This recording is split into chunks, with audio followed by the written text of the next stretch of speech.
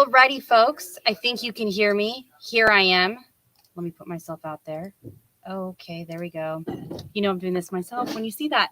Well, thank you so much for joining us for this week's Parent to Parent. And we are talking about something that I believe is so important. I'm like, I say that about every single topic, but I really, really do live by this as well. And that is finding your village, your group, your support system.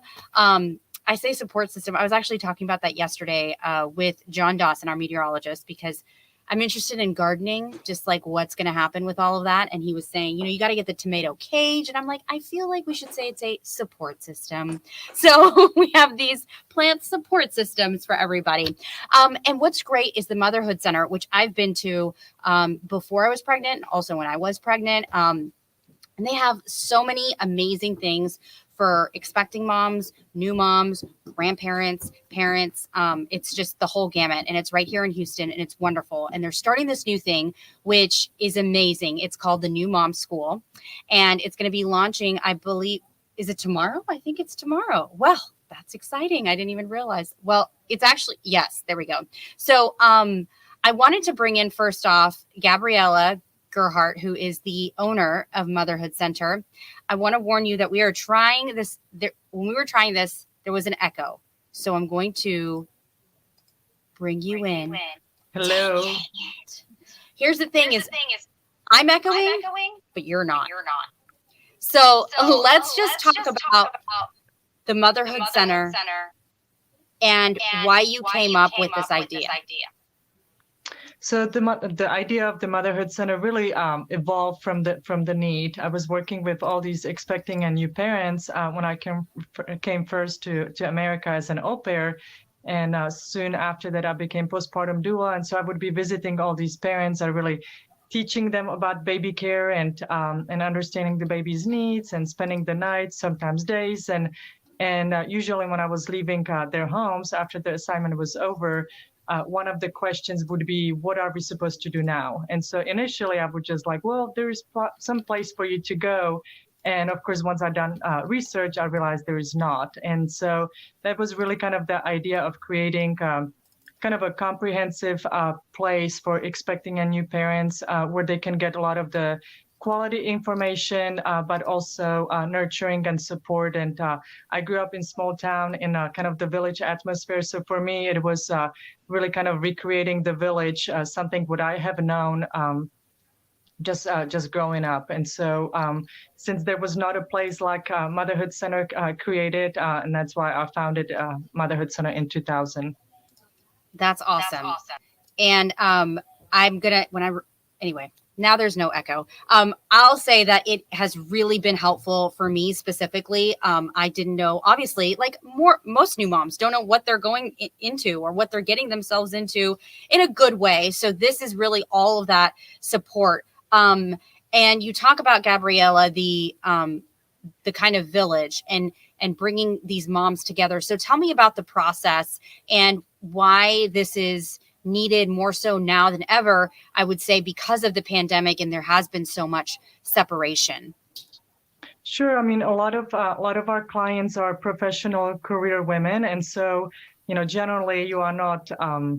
It's not okay to talk about pregnancy and mommyhood too much in the workplace, and so really for moms to be able to come to the Motherhood Center and just be pregnant, expressing their aches and thoughts, and of course for new moms the same. And so being able to have that kind of a support system and kind of really a shoulder to essentially almost cry on, but also being able to have quality information all under one roof. That was really kind of the idea of the village and the support system. And of course, having all of our educators and instructors, which everybody is on the same page. Everybody's goal and desires and wants are, it's just really helping these new parents with the transition into parenthood. And so of course, during pandemic, and we've seen that, when we were basically instructed to shut down, essentially, we were going to be celebrating 20 years of the Motherhood Center, and we have all these different events planned, and of course, our clients, as you know, you cannot put a pregnancy on hold, and so we had all these clients which were enrolled in our classes and services, and all of a sudden, it was just kind of like almost like a stab in my heart. It's like, after 20 years not being able to provide those services. And so, of course, we quickly converted many of our classes and educational programs into virtual, but we were not able to be, kind of holding the hand for our clients. And so even with Amanda and all of our educators, we were trying to find ways how to kind of continue recreating the community. And so, of course, we tried through different virtual classes, but a lot of our clients, everybody was in that kind of emotionally in very kind of a fragile state. I mean, the whole world really was, and so we've seen so many of our clients were, they were maybe in the early stages of the pregnancy or towards the end, or they had a newborn, and so they would be reaching out to us, through our website chats or sending us emails, and sometimes just knowing that Motherhood Center was there for them once we were able to, of course, open up partially or fully, being able to be there for them. And if it's physically, as the center, or being just available, on video calls and virtual calls, and just continue to be there for them, because definitely kind of the emotional impact, so many clients, they were just not even able to, have their spouses in the delivery room, and or we had clients where the dad never even seen the ultrasound because they have not been able to go to the room with them. And so definitely very much emotionally very draining and a difficult time. And so, of course, once we were able to open up, and now we are having all these clients coming in, they are just excited to be back in the village, essentially, being able to be with other moms. And so that's why we were just kind of hurrying up and creating all these new programs for moms, because the well-being of a mom is of course very critical for the well-being of the whole family. Yeah, definitely. And I there's going to be an echo because we're both on here. But I don't know if you remember, so I gave birth to my daughter, second child, in April, which was 2020. So I would be calling Gabriella like, oh my God, my husband might not be able to go into the hospital. Like, what's going to happen? And anyway, it's great to have that village. I'm going to bring in Amanda Bennett. Thank you, Amanda, for being here. So tell me, we're talking about you're part of this new mom school as well, leading it. You and other moms, I mean, what do you foresee for this school, this village? Because I can tell you, when I have, hesitantly reached out to other people, and I've just thought to myself, like, why didn't I do this before? Because you're feeling all these things, these emotions and all this stuff, and you feel like you're the only one feeling it, but there's somebody else that might not have the answer to something, but just to know that they're going through the same thing, you're like, okay, I'm not weird. This is okay. Like, my baby didn't latch on. It's okay. Like, and weird things are happening to your body. I say weird in a nice way, but like, you're not understanding it. And so just being able to connect has been so great for me. But now, what do you foresee? Yeah, so much of what you said really hits home what our goal for this is.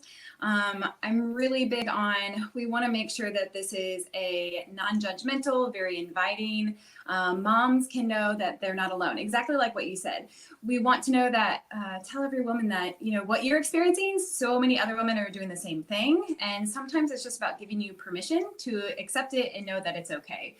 So our goal is also to not only provide that support and that social aspect between the moms, but also to make sure that these moms are getting so many resources that are not talked about.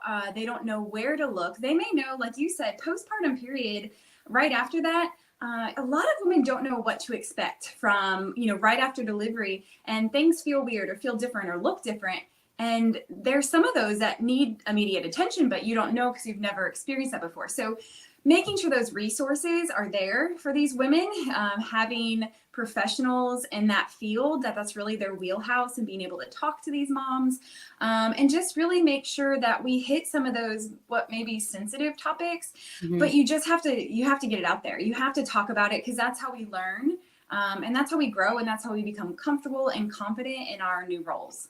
Yeah, definitely. And I was going to say, when it comes to like what you go into it expecting, because I did at the Motherhood Center, me and my husband, when we had our first child, we took the new parent course, like what to expect for the first 3 months. And you're writing down things and like, okay, yeah, I have Neosporin and do all this stuff. And it's a great kind of eye opener into what all you can expect. So we had all of those things. We had all of those, the checklist. But with this school and just with the village, I say, and these people who are going through the same thing, it like puts everything in motion. So it kind of like seamlessly creates this environment for you to thrive in. Correct. And so you also hit, taking those classes beforehand. I always tell a lot of my clients, especially in the class or even when I'm doing in-home lactation visits or whatever, you can prepare all you want. You can take all these classes. We have great evidence-based knowledge. We share with you, we prepare you, but it's so much different when that baby comes home. And it's like the whole book goes out the window and you almost panic because everything is not how you planned it. You have all this information that you've read from a book, but that baby didn't read the book. And that baby comes home and things just go differently. And so with that new information of baby being home, well, we may have to adapt that plan a little bit. So you're right, this village, this group of people, these experts, everything there just to give you that knowledge and that supportive environment for you so that you can thrive. Yeah, definitely. What I also didn't realize is the state that I would be in, which is so exhausted. And so I'm not like thinking correctly. So I remember one of my friends came to my house and surprised me with coffee. And I like just broke down because I'm like, oh my God, like just like, it's not like you're like, in like the trenches of war. It's just, it's all these things that are new. And so having that kind of guidance is great. So I'm so glad that you and Gabrielle are able to provide that. I wanted to ask you about something that is, I would say, a lingering effect of the pandemic, which is this baby formula shortage, which I can't even imagine what parents are going through. I know I've spoken with many of them stories before, and this is going to unfortunately be an ongoing story because it's not supposed to let up anytime soon. Even if there is production, we have like a month left. So what are you telling your clients because you are a lactation consultant? First of all, I try to make sure I support all moms. I think there's a lot of guilt for those that choose formula, but one of my biggest things is I'm there to support you in your journey, and there's no judgment for me. Definitely we encourage moms to do what works best for them. First of all, we don't stress. That's not going to help anything out. If you are breastfeeding, we talk about how to increase supply. Those moms who are supplementing and breastfeeding, there's a mix and variation, so many different ways you can feed your baby. So we just try to talk about how can we support it? How can we maybe increase? There's some moms who may have stopped breastfeeding and formula fed, and we can actually talk about relactation, getting their milk supply back. And then those formula feeders, we talk about options there. I've seen so much community support right now, which I have to say is the thing that I love seeing when something like this happens. We come together, you see the community support, so many people posting, I found this here, who needs it? I'm willing to grab it. I'll drive it to you. Or I have time today. I'll go look at different stores. And that is super empowering as a mom and somebody, and an educator and all of that, knowing that when times are hard, we have not just the people we know, but strangers that are perfectly willing to help us. And I think that's just really cool about how, our extended community is right now. The other thing I'm making sure a lot of moms know is you may have a certain brand that you're buying for your baby. There's usually generics of that as well. So store brands are perfectly acceptable. I'm going to put up this chart. Sorry, I didn't mean to interrupt you. I have this chart right here. Yes, so we just shared that today too. I vividly remember being in Sam's and looking and comparing the Similac and the Sam's version, and they're almost identical. And so it was one of those things. It's okay. It's much better to go into the name brand or the off brand, the store brand, the generic of the same type. That's going to cause less tummy troubles with your baby than just switching altogether. But even now, those store brands are starting to run low. So you just try to get the best option possible. Try to keep it, as similar as possible. But at the end of the day, it's all about feed your baby. Whatever you can get, whatever you need to do, feed your baby. So. And I was going to ask, I talked to pediatricians and also someone else with Texas Children's Hospital. And, they were saying how much they discourage making your own formula, which is like what they used to do back in the day, which I get. And so the argument that these moms had was like, this is what my great grandmother did, my grandmother did, and I much rather feed my baby than not feed at all.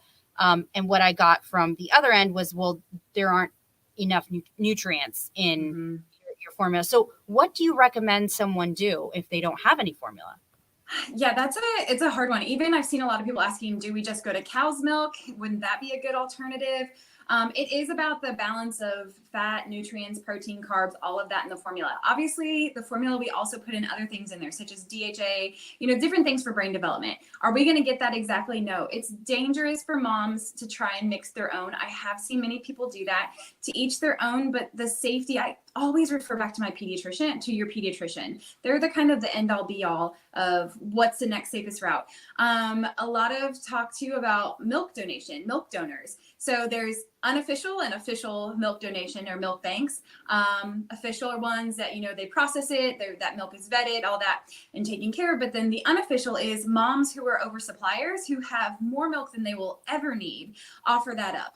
And my usual guidance is, that's your personal preference. And that might be an option for some of those moms. If you don't have formula and you have somebody has an oversupply or an extreme excess of breast milk that they have in their freezer, that's an option as well, kind of looking for that. And there's tons of forums on there. If you go out on Facebook or anywhere else, there's tons of forums that, moms offering this up.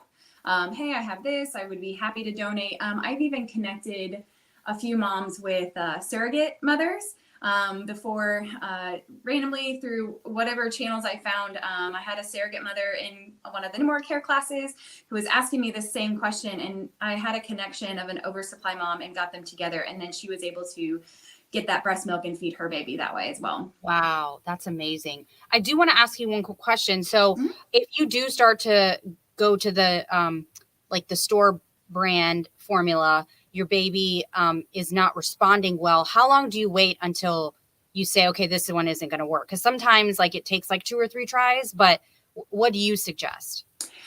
We say when you're switching formula brands, you don't want to do it quickly. You want to give it time. Sometimes it can take up to 2 weeks for that to kind of work through their system and work out any tummy troubles. Keeping with the same store and generic brand, like the Sensitive or, the different brands like that is the best. But if you can't get that, give it a couple of weeks. I know there's going to be so many parents who are just going to take whatever formula they can get and feed their baby.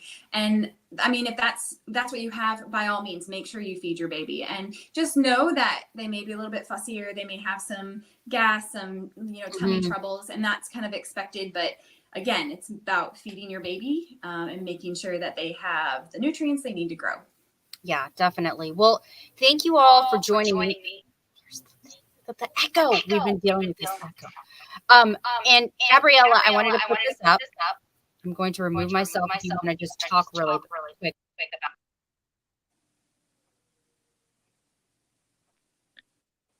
about. So our new mother school, so it's starting tomorrow, and so we are very excited, and it's essentially 2 different age groups. So we have 3 weeks to 3 months and 3 months to 10 months old babies, and so it really is so much about the camaraderie, but also bringing all kinds of different experts and educators and specialists from the different fields, and so we will be learning everything from child development and pelvic floor exercises and soothing your baby and safety, and so all kinds of great information from all of our educators and specialists. So we are excited to see you all hopefully soon. Yes, and I see the reducing anxiety. That's the number one thing. When I see a new mom calm, I'm like, how? But thank you all so much. And please visit their website to get more information. So Gabriella and Amanda, thank you. I appreciate your time. So sorry about that echo. I don't know what is going on, but hopefully we won't have that next week. Again, it's the Motherhood Center. I was having a hard time talking as well because I was hearing my own echo. So yes, the Motherhood Center, I'm going to put this up right here. Again, this is their website.